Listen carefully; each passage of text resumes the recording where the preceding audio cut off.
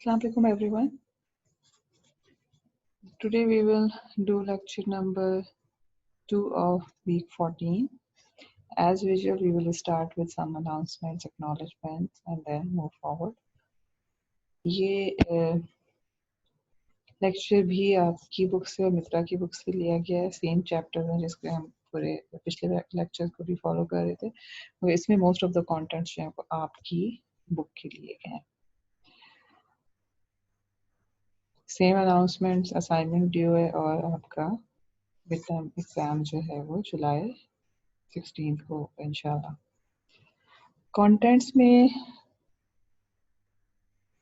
we will do a brief recap and then we will talk about the systems, जिसके लिए हम ये सारी बात कर रहे हैं कि हम systems को DFT के थ्रू किस तरह से implement कर सकते हैं, filtering को कैसे कर सकते हैं, long sequences और तो उनकी filtering को कैसे कर सकते हैं, and then at the end we will talk about some properties of DFT. Okay, recap में again these are the main questions that we were trying to answer using DFT. और जो इस वीक का पहला लेक्चर था इसमें actually we answered the third question and the first two we have already answered in the previous lectures, previous week. So what we saw yesterday, or sorry, in the first lecture was the fact that we can actually implement discrete time and actually this should have been LTI system. मगर मैंने LTI नहीं भी लिखा है, but by default इस course में हम LTI को सिस्टम को ही डिस्कस कर रहे हैं.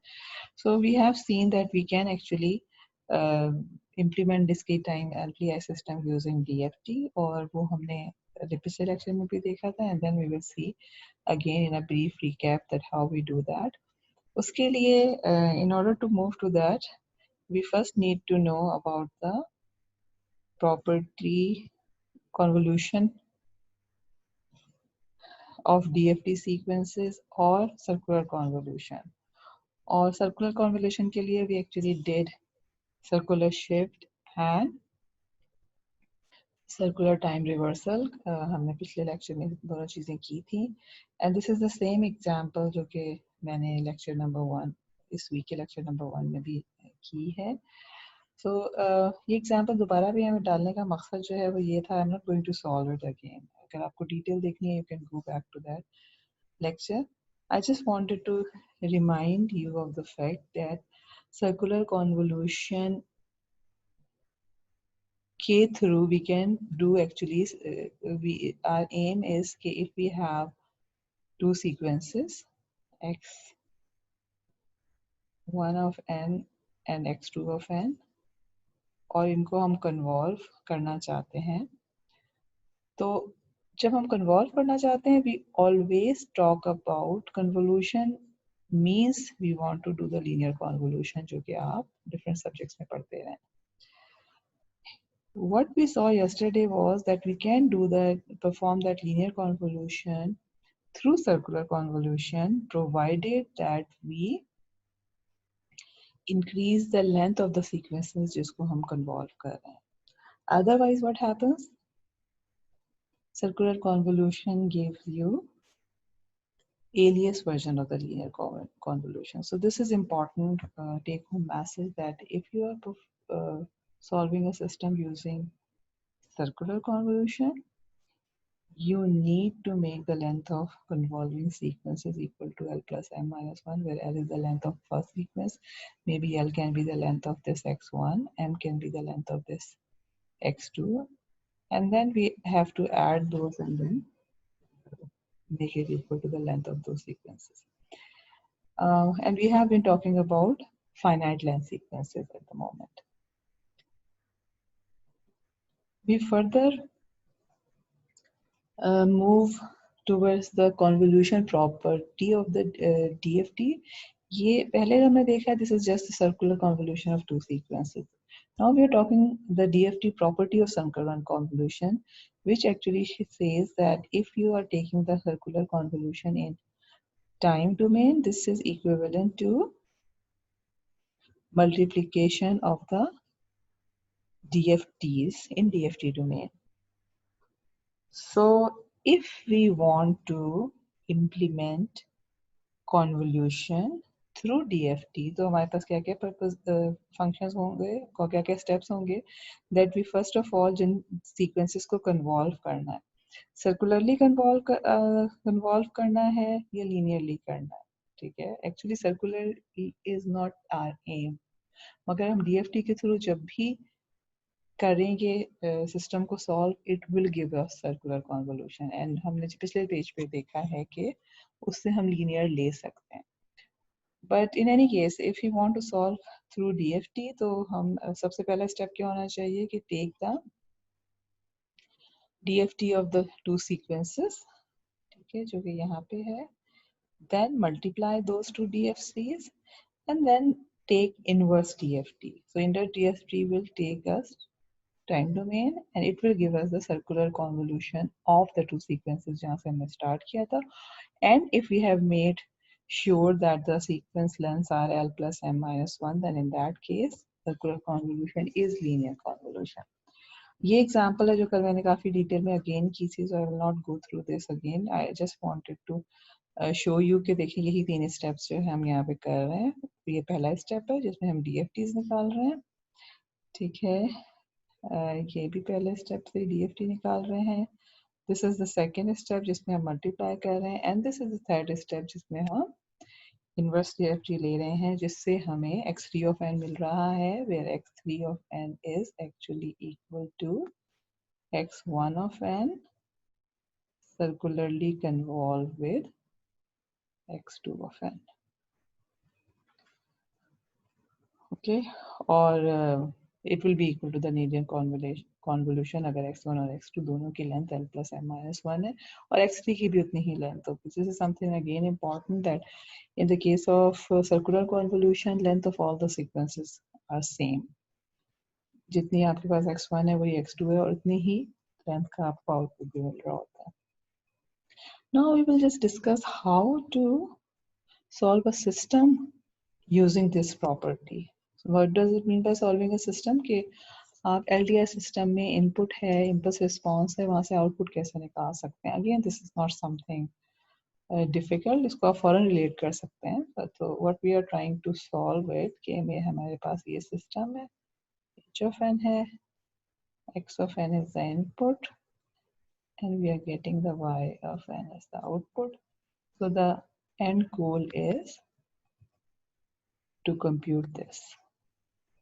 And what we would like to do is कि हम इसको through DFT करना चाह रहे हैं, which means कि मैं circular convolution निकालना चाह रही हूँ. और इसके लिए what I want to do is कि मैं पहले DFT डोमेन में जाके ये करना चाह रही हूँ और फिर वहाँ से वापस आना चाह रही हूँ. And then this is actually y of n, provided कि again length is enough, L plus n minus 1 है. Now the question is why do we want to do that? ठीक है कि सॉरी ये गलत स्लाइड है, स्लाइड पे आनी चाहिए थी चीज. Anyway late me just.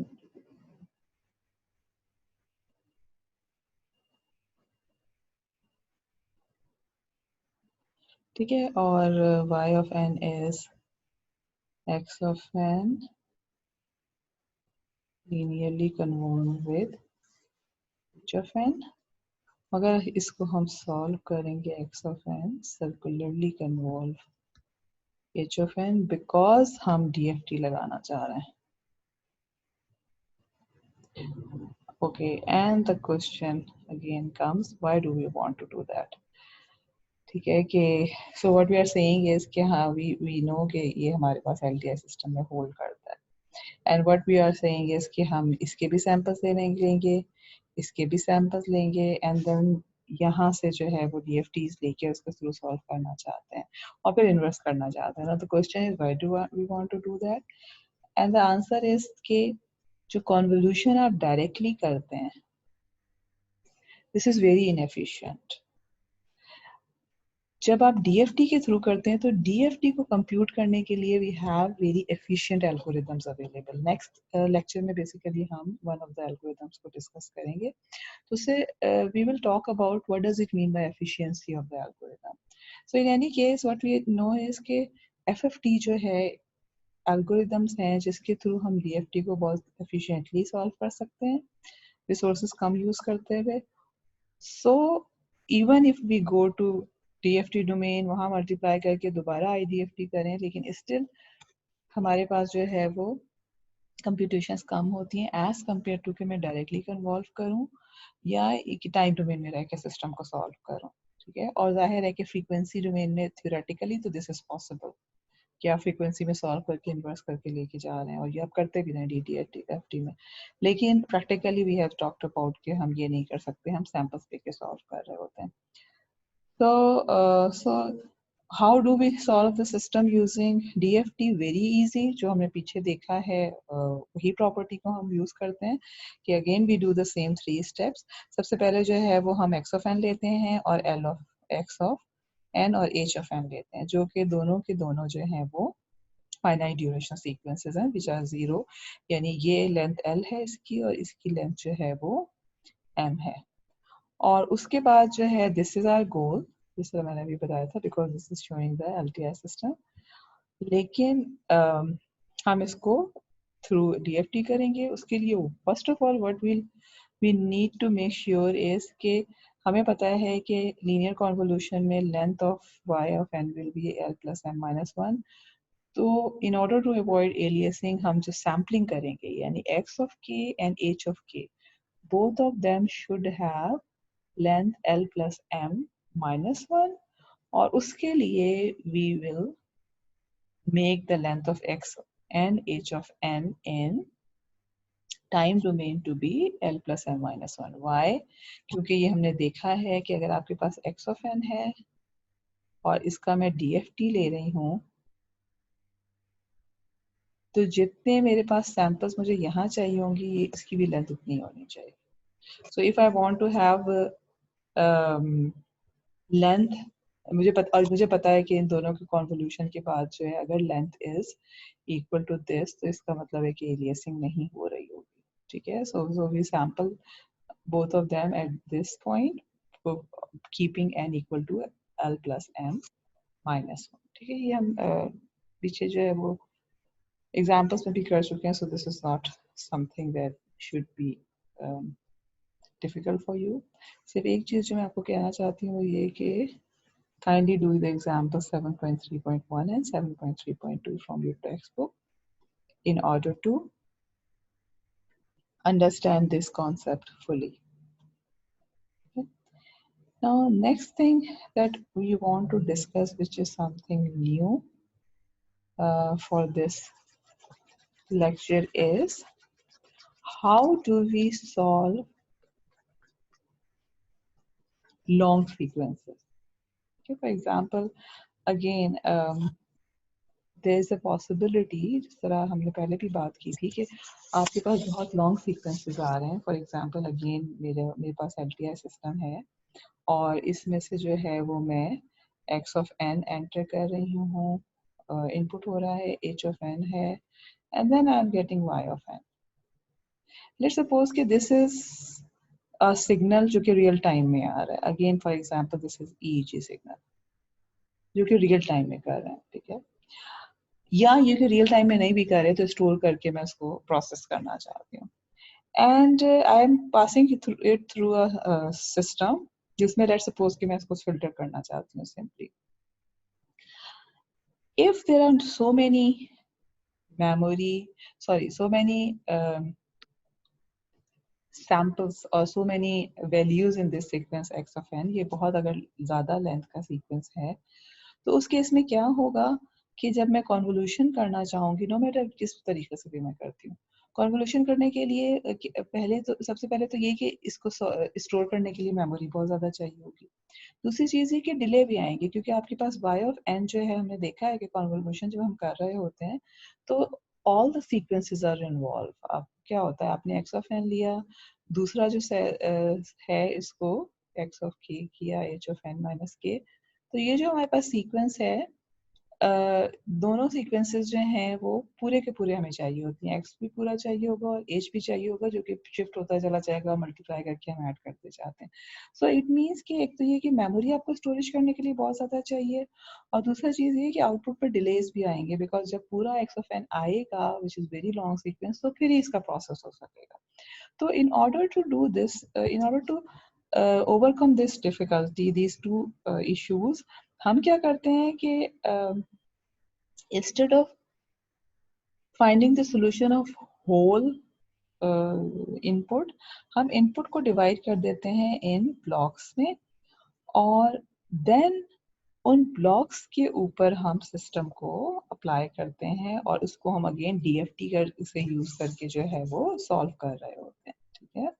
So इसमें से दो methods हैं जो कि frequently use होते हैं, overlap add method है और overlap save method है। ये अगेन आपकी बुक में से ही मैंने कम्प्लीटली लिए हुए हैं दोनों method.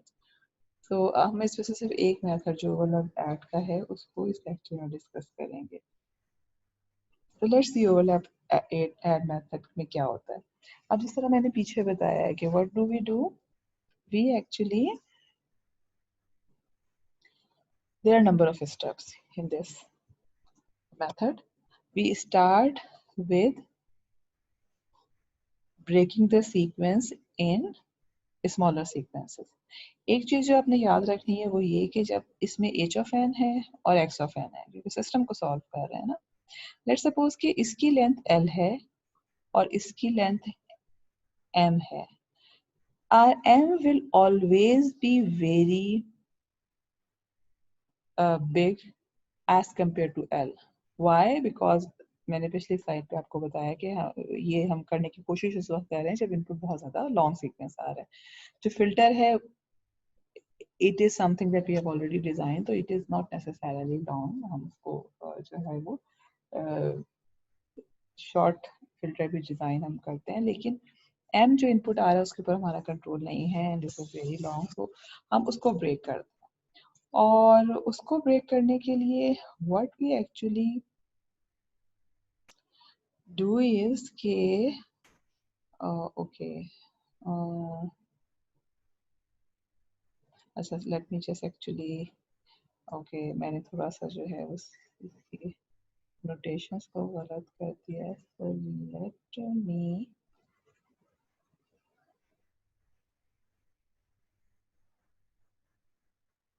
okay sorry let me actually use the same notation जो आपकी बुक में मैं नोट कर दिया। so what we are saying is कि let's suppose कि length of h is m and length of x is something which is very greater than n. so इस case में I am taking length of the sequence x, इसको 3l minus 1 ले रही हूँ, which is actually again this is wrong, ठीक है। l is length of each block, okay। जिस हिसाब से मैंने ये असाइन ये एग्जाम्पल की हुई है मैं उस तरह से ही आपको दिखा रही हूँ। So what we are saying is कि अस्यूम कि लेंथ ऑफ ईच ब्लॉक जो है वो l है, और x की जो टोटल लेंथ है that is actually equal to 3l minus 1, और दैट इज एक्चुअली जब हम 3l minus 1 लेते हैं तो this is very greater than m। so we will start with breaking this x of n into 3 blocks of l minus 1। so पहला वाला block जो है 0 से l minus 1 तक है, दूसरा l से 2l minus 1 तक जा रहा है, और तीसरा ब्लॉक जो है वो 2l से 3l minus 1 तक जा रहा है। and okay, and then the next step is because we know कि अगर आप, अब हमने क्या करना है, what is the aim is कि अब मेरे पास x of n जो है this is divided into x1 of n, x2 of n and x3 of n equal length के, और अब मैं इन तीनों को कन्वॉल्व करना चाहती हूँ h of n के साथ, एंड एंड में जो है वो रिजल्ट्स को ऐड करना चाहती हूँ। One thing that you need to remember is कि हम ये सब कुछ किस वजह से कर सकते हैं, क्योंकि वी हैव LTI सिस्टम जिसमें लीनियरिटी की वजह से एडिशंस इस तरह की पॉसिबल है, बट अगेन एडिशंस जो है वो पॉसिबल होती हैं, but we need to take care of certain thing जिसकी वजह से एडिशंस पॉसिबल होती हैं. So anyway, so but what we understand is कि अब मेरे पास अगर x1 of n की लेंथ l है और h की लेंथ m है, तो जो इसका कॉन्वॉल्व होके अगर फर्ज करें मैं इसको y1 of n कहती हूँ, तो इसकी लेंथ जो है this will be equal to l plus m minus 1. So it means कि both x1 और h को दोनों को मैंने l plus m minus 1 के इक्वल करना है, और इन अदर वर्ड्स मैंने जीरो पैडिंग करनी है. तो पहला स्टेप तो ये सिंपल हमने ब्रेक किया तीन सीक्वेंसेस में इक्वल लेंथ के, और दूसरा स्टेप क्या है कि in order to make the length equal to l plus m minus 1 हमने इसमें जीरो पैड कर दिए. ये वाली जो चीज़ है वो मैं यहाँ पर एग्जाम्पल पे मैंने की हुई है, तो let's do it step by step in the example ताकि आपको चीज़ें क्लियर होती रहें. तो पहला स्टेप क्या है, देखिए अब यहाँ पे h ऑफ n की सिर्फ दो लेंथ जो है m इक्वल टू 2 है, और जो x ऑफ n है दिस इज वेरी, इसकी लेंथ जो है वो m से बहुत ज़्यादा है, और इसको हम 3 सैंपल्स के ब्लॉक में डिवाइड करेंगे. लेकिन l प्लस m माइनस 1 जो वो 4 है, इसका मतलब क्या है कि आप 3 के जो ब्लॉक्स ले रहे हैं 0 से लेकर l माइनस 1 तक अगर पहला लिया है तो 0 1 2 हमारे पास पहले में आया है, and in order to make it equal to 4 मैंने एक 0 पे ऐड कर दिया है. सिमिलरली जो दूसरा वाला x2 ऑफ n है वो 4 5 एंड 6 है, और अगेन उसको 4 करने के लिए मैं 0 ऐड कर दिया है, and then the third one will be 7 8 9 and then 0 add हो गया. अब यहाँ तक जो है what I have done first two steps for this method. अब अगला स्टेप क्या होना चाहिए, कॉन्वोल्यूशन होना चाहिए. ये मैंने यहाँ करके नहीं दिखाई, this is a good example, good exercise for you कि अब हम कॉन्वोल्यूशन में क्या करना चाह रहे हैं. हमने ये तरीका निकाला ही इसीलिए है because we want to do the convolution through DFT, because we know कि DFT जो है वो उसके थ्रू कॉन्वोल्यूशन आसान हो जाती हैं बिकॉज एफिशिएंट हो जाता है. So what you should do is कि आप कॉन्वोल्यूशन थ्रू DFT करने के लिए आपके पास जो x1 हैट ऑफ n है, इससे आप x1 हैट ऑफ k कह लें या x1 ऑफ k कह लें विच इज इट्स DFT, ये निकालें, एंड सिमिलरली बाकी दोनों सीक्वेंसेस का भी निकालें, एंड देन h का भी h ऑफ k निकालें, एंड मेक श्योर कि आप h ऑफ n की जो लेंथ है h of n should be equal to 0 0 not, and में हम एक्चुअली 0 पे ऐड करते हैं, तो ये थोड़ा सा गड़बड़ हो गया. इसको भी, इसकी भी लेंथ मैंने 4 करनी है, so I will make it 1 1 0 0. Okay, so यहाँ से h ऑफ k निकल जाएगा. The next step should be you multiply each x1 of hat with h of k, और उसके आपके पास जो है y1 of k आएगा, y2 of k आएगा, कैपिटल Y, DFT की बात कर रही हूँ मैं, ठीक है. y2 of k आएगा एंड y3 of k आएगा, and then you need to take inverse in order to get the inputs of these three sequences y1 hat of n, y2 hat of n, y3 hat of n. ये actually आपने exercise खुद करनी है, लेकिन for the time being in order to see कि जो मैंने यहाँ रिजल्ट निकले हुए हैं वही रिजल्ट आते हैं कि नहीं, let me use the convolution through the standard convolution method जो हमें ऑलरेडी पता है. सो इसके लिए late me just do it for the first sequence कि मैं जो हूँ x1 of hat and h of n को कन्वॉल्व करना चाहती हूँ. तो सिंपल मैं टेबुलर से कर लेती हूँ 1 2 3 0 and 1 1 0 0. So it will be 1 2 3 0 and then 1 2 3 0 0 0 0 0 0 0 0. So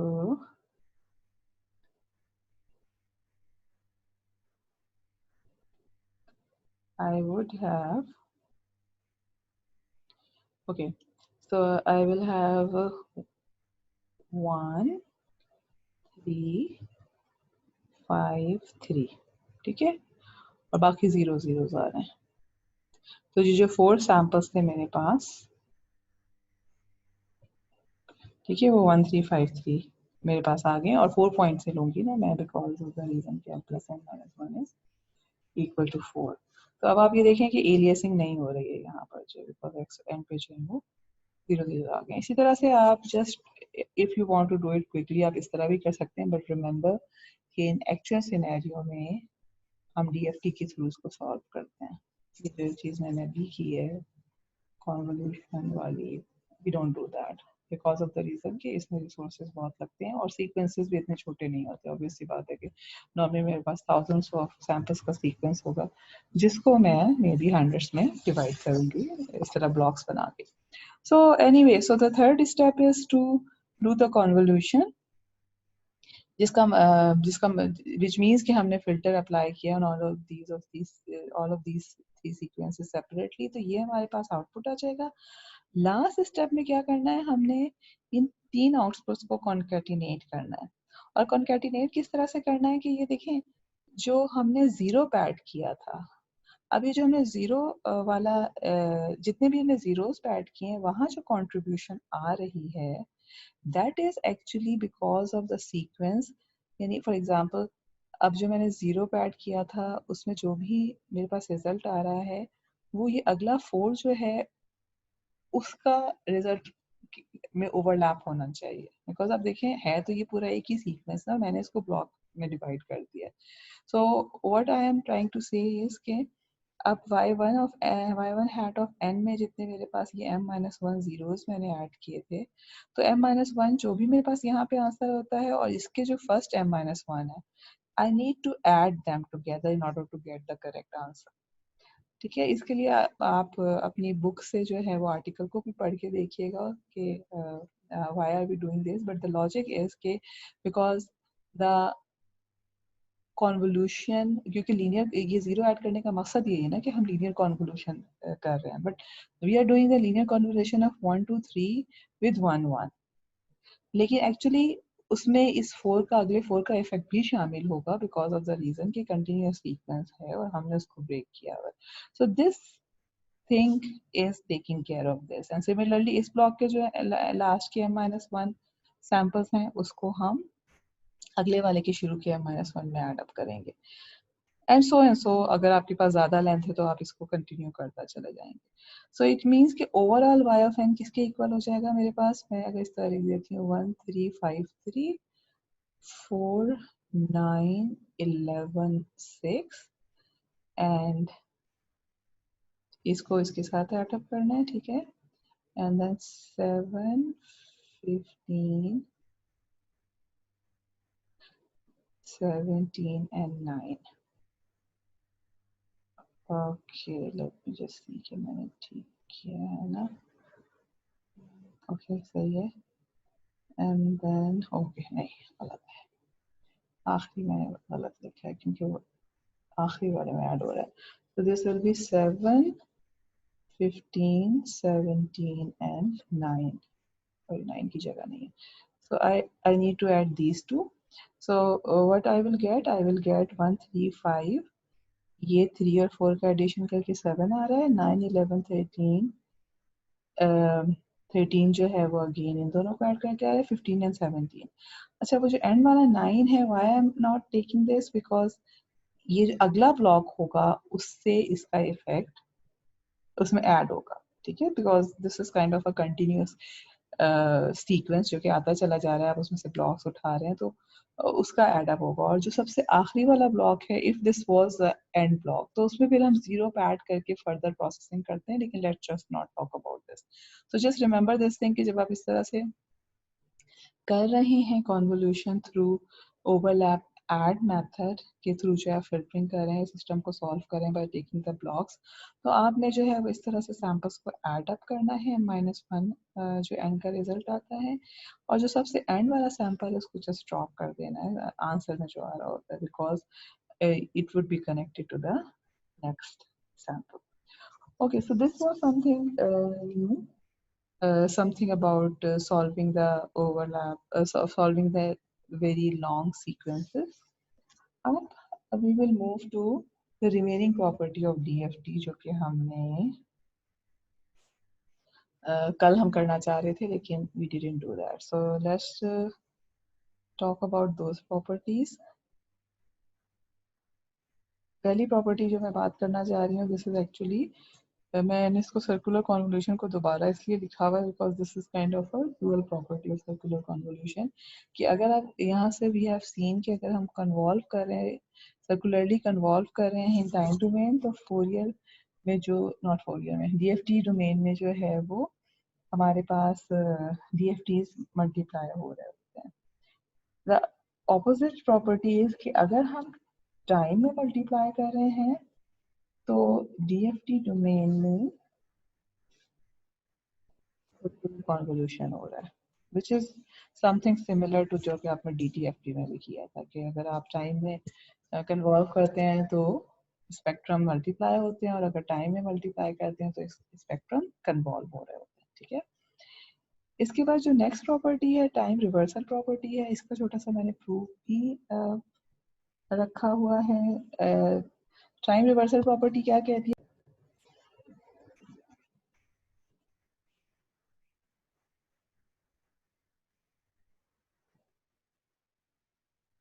ji sorry बीच में डिस्कनेक्ट हो गया था. So once the time reversal property says कि if I am taking the flipping the sequence in time, then it is the same happens in DFT domain also. कि आप जो है उसको अगर फ्लिप कर रहे हैं टाइम में तो उसके DFT भी फ्लिप हो जाता है अराउंड एक्चुअल एक्सिस. इसको प्रूव करने के लिए this is actually very easy. Proof जो है we have seen this thing. हमने कल जो एग्जांपल की थी we talked about this thing कि अगर आप सर्कुलरली सर्कुलर डोमेन में ही रहते हुए यानी पीरियोडिक सीक्वेंस को अगर आप फ्लिप कर रहे हैं तो this is actually equal to x of n minus n of your actual sequence जो है. तो what I should do is कि अगर मैं यहाँ से DFT में जाना चाह रही हूँ तो I will just take the DFT of this sequence जो भी फ्लिपिंग के बाद आ रहा है और इसको I can write it as x of 0 plus n from 1 to n minus 1 of the whole thing, and then I'm just doing very simple tricks. I am replacing n minus small n by some m और यहाँ मैंने इसको solve किया. अब limits वगैरह जो है अब बहुत ज़्यादा हम कई दफ़ा क्लास में कर चुके हैं कि how the limits change so you should do it as a practice but I am not going to say how m is going from 1 to n minus 1. Okay, it is very easy but what we can see from here is कि ये n minus n over m हो जाएगा. जब मैं इसको separate करती हूँ exponential को तो एक एक्सपोनेंशियल में n by n आ जाएगा which will become e minus 2j pi k n over n which will be equal to 1. तो जो मेरे पास जो लेफ्ट बाकी जो रिमेनिंग आ जाएगा this will B this thing minus और minus m into minus will be plus m and it will become this sequence. Now I am playing another trick. What I am doing is कि मैं e minus j 2 pi k m times n over n को add कर रही हूँ sorry multiply कर रही हूँ. This thing is again equal to 1 because again इसमें देखें कि ये वाला जो n और n कैंसिल हो जाता है लेकिन I want to bring it into the form of DFT of n minus k इन DFT डोमेन. ठीक है. सो इसकी वजह से जो है ये हम इस तरह की ट्रिक्स करते रहते हैं यानी I am kind of multiplying with 1 only which is equal to this thing और फिर जब मैंने इन दोनों एक्सपोनेंशियल को कंबाइन किया है तो this will come out to be n minus k. So this will become x of n minus k which is actually equal to flip of the DFT of x of n. अच्छा conjugate complex conjugate property क्या कहती है कि if I am taking the conjugate of a sequence in time domain. तो जो DFT domain में है उसमें conjugate भी होता है और flipping भी हो रही है. Okay, so I'm not going to prove this property. मैं सारों को prove नहीं कर रही. हो सकता है कि कुछ के prove मैं आपको assignment में दे दूं और हो सकता है कि exam में भी आ जाए. I mean, they will be simple proofs, but you need to understand how to prove the things. Now the next two properties, circular time shift of a sequence. So what we are saying is, what happens if we shift a sequence in time circularly? अगर हम circular shift करते हैं तो this is again something similar to the property of DTFT कि जब आप shift करते थे time में तो frequency में जाके क्या होता था e minus j omega n से multiply हो रहा होता था. तो यहाँ पे भी आपके पास जो भी DFT है it will be multiplied by exponential of this minus j2 by k this shift by n. इसको जो मैं प्रूव कर रही हूँ this is from the opposite direction. यानी मैं DFT से टाइम की तरफ वापस आ रही हूँ which means कि मैं इसका इनवर्स DFT ले रही हूँ.